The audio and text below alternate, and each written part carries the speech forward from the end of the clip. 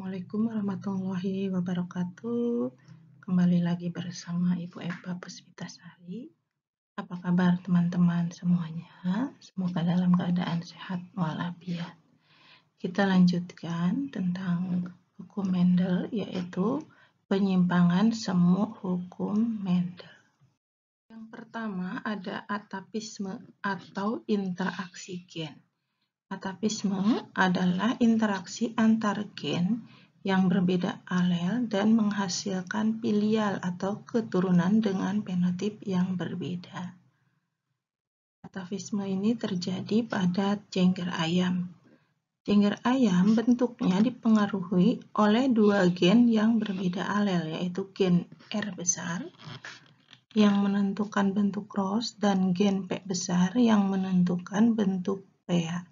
Tetapi ketika kedua gen ini berinteraksi secara bersamaan, yaitu di mana R besar ketemu dengan P besar, maka akan membentuk fenotip yang lain, yaitu berbentuk walnut. Dan ketika kedua gen tersebut tidak ada, maka akan muncul sifat satu lagi, yaitu single. Akibatnya terbentuklah 4 jenis jengger ayam, yaitu walnut, kemudian rose, PA, dan single.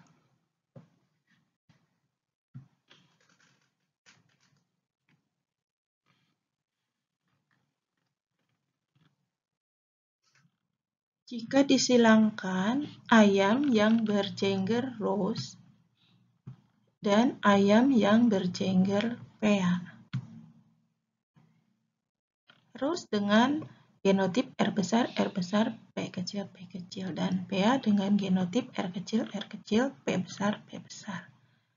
Gametnya R besar, P kecil, dan R kecil, P besar, maka akan dihasilkan genotip R besar, R kecil, P besar, P kecil menjadi jengger bentuk walnut. Di sini terjadi interaksi antara gen R dengan gen P yang menimbulkan karakter baru. Dan jika disilangkan F1 sesamanya, walnut dengan walnut, maka akan dihasilkan F2. F2-nya, sini genotipnya gabungan ya, induk jantan dan betina. Jika R besar dan P besar berinteraksi, maka akan menjadi walnut. Lihat yang memiliki warna biru, ini akan menjadi walnut. R besar bertemu dengan P besar. Ada 9 walnut. Dan jika R besar ketemu dengan P kecil, akan menjadi rose. Perhatikan yang berwarna ungu. Ada 3. Dan jika genotipnya ada R kecil, P besar, ya, akan menjadi PA.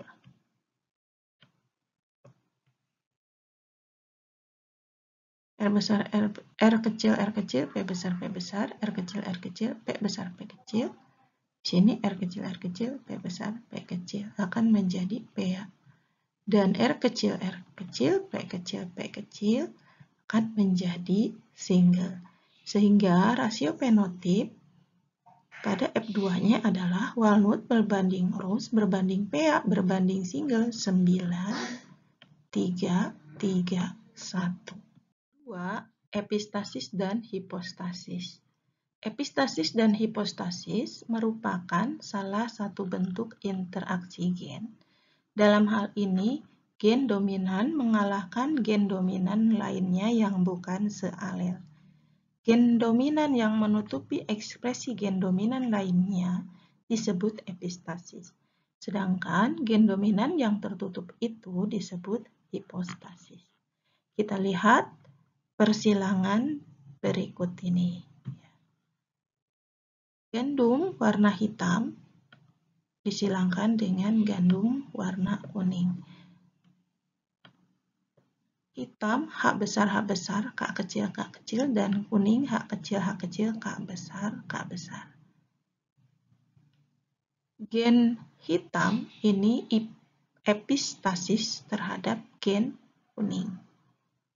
Diperoleh F1-nya dengan genotip yang heterozigot H besar, K kecil, warna hitam.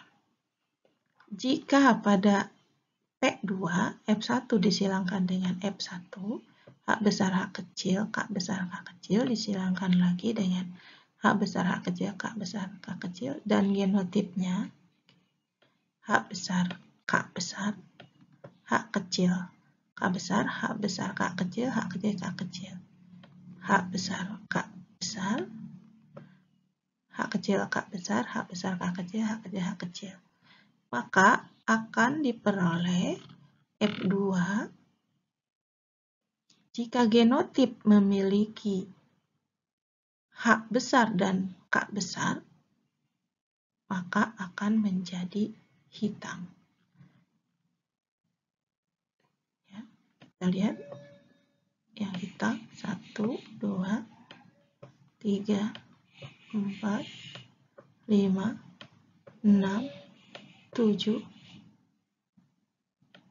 8, 9, 10, 11, 12. Dan juga akan berwarna hitam ya, jika ada gen H-nya. Semuanya akan berwarna hitam. Kemudian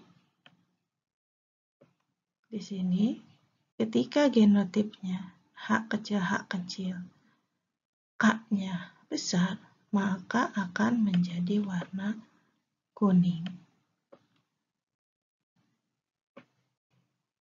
Ada 3. Dan genotip H kecil, K kecil menjadi warna putih. Sehingga rasio fenotipnya hitam berbanding kuning berbanding putih adalah 12:3:1. 3. Kriptomeri, yaitu peristiwa di mana gen dominan yang karakternya akan muncul jika bersama-sama dengan gen dominan lainnya. Jika gen dominan berdiri sendiri, maka karakternya akan tersembunyi atau kriptos. Parents pernah menyilangkan tumbuhan Linaria marocana yang berbunga merah galur murni dengan yang berbunga putih juga galur murni. Dan dalam persilangan tersebut diperoleh F1 semua berwarna ungu. Sedangkan F2 terdiri atas tanaman dengan perbandingan berbunga ungu, merah, dan putih yaitu 9:3:4. Nah, sini untuk Linaria marocana pada gennya ya, untuk A besar itu ekspresi gen, A kecilnya tidak ada pigmennya. A besarnya ekspresi pigmen, A kecilnya tidak ada pigmen. B besarnya sitoplasma dalam keadaan basa dan B kecilnya sitoplasma dalam keadaan asam. Sehingga pada ekspresi gennya, ketika genotipnya ada A besar dan B besar, maka akan muncul bunga berwarna ungu. Kemudian ketika A besar, B kecil, akan muncul bunga berwarna merah. Kemudian jika A kecil dan B kecil tidak mengekspresikan, akan muncul bunga warna putih. Mari kita lihat diagram persilangannya. Bunga warna merah disilangkan dengan bunga warna putih dengan genotip A besar, B kecil, warna putihnya A kecil, B besar, dihasilkan F1, heterozigot A besar, B besar, B kecil, bunga ungu. Dan jika disilangkan F1 dengan F1, di sini heterozigot A besar, B besar, B kecil, A besar, B besar, B kecil, gametnya A besar, B besar, A besar, B kecil, B besar, dan A kecil, B kecil. Maka akan diperoleh untuk genotip A besar dan B besar menjadi warna ungu. Ungu, ungu, ungu, ungu. Sini ungu, ungu, ungu, dan ungu. Ada 9. 1, 2, 3, 4, 5, 6, 7, 8, 9. Kemudian dengan genotip A besar dan B-nya kecil-kecil menjadi warna merah. Merah ada 3. Kemudian dengan genotip A kecil, B besar menjadi warna putih. Dan juga genotip A kecil, B kecil menjadi warna putih juga. Sehingga perbandingan rasio genotipnya ungu, merah, putih 9, 3, 4. Yang keempat adalah polimeri.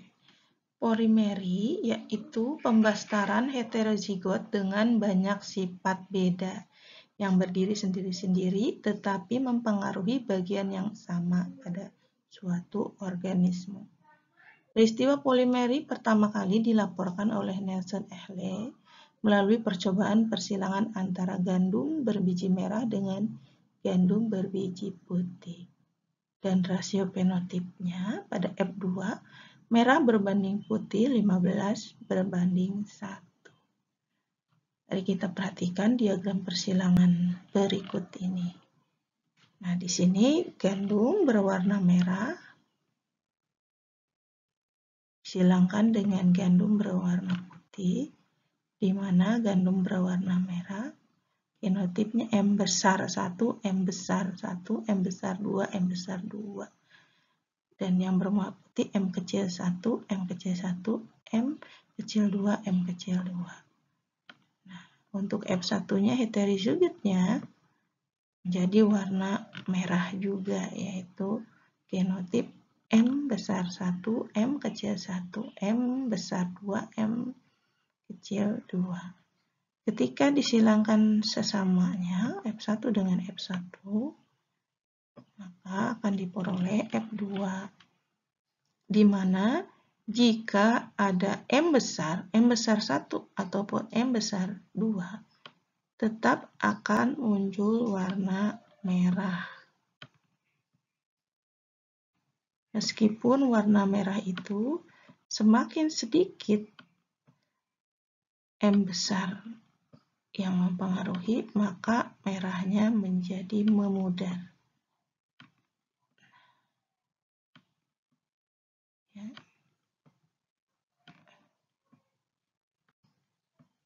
Dihasilkan merah sebanyak 15.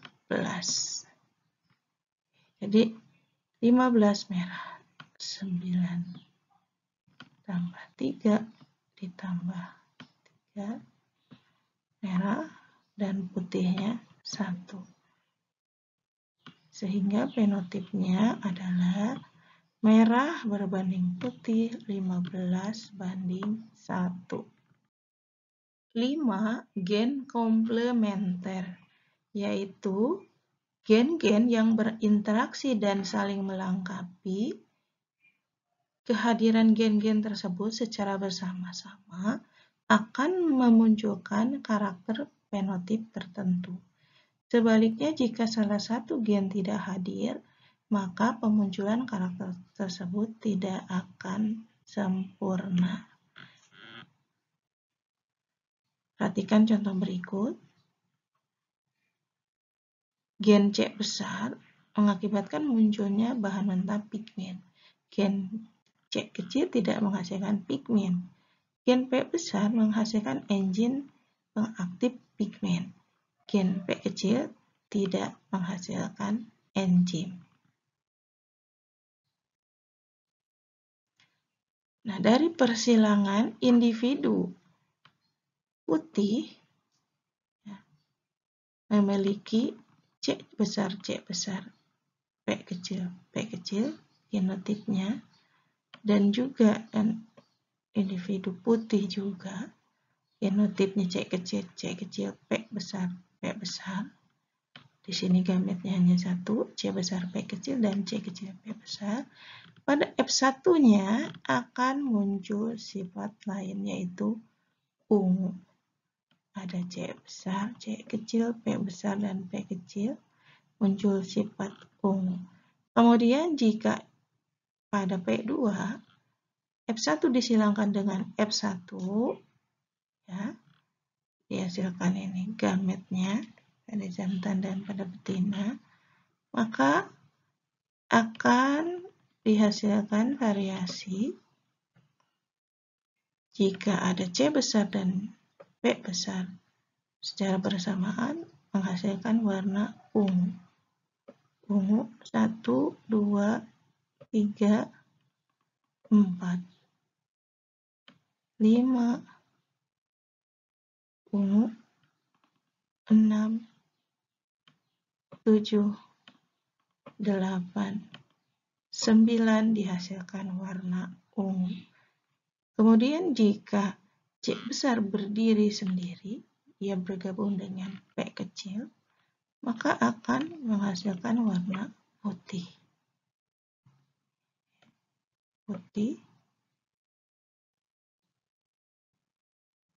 Dan putih. Dan juga jika P besar berdiri sendiri, dominan, bergabung dengan C kecil, dia tetap akan berwarna putih. Ya. Dan C kecil, P kecil juga warna putih. Sehingga warna putih berjumlah ada 7. Maka rasio perbandingan fenotipnya adalah ungu berbanding putih sama dengan 9/7. Sampai di sini penjelasannya, mudah-mudahan bisa dipahami. Terima kasih. Wassalamualaikum warahmatullahi wabarakatuh.